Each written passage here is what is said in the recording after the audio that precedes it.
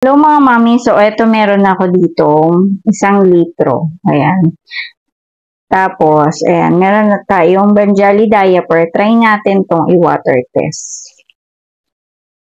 Tapos, ito yung ating tubig. Ayan, 1 litro lang tayo.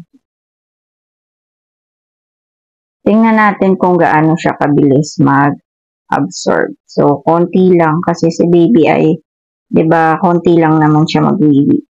Kunyari ganyan.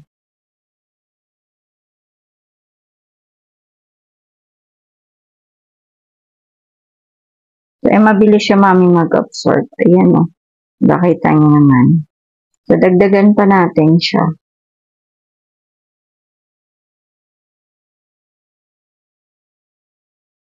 O yan. Ganyan siya kabilis mag-absorb. Bukan na natin.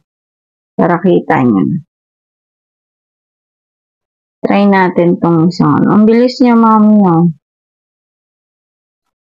Ay.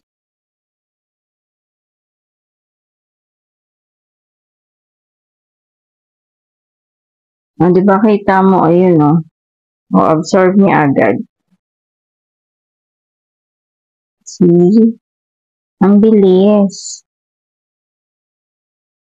O, dahil sa isang side lang naman si baby umiihi, doon lang tayo. Focus tayo sa isang side.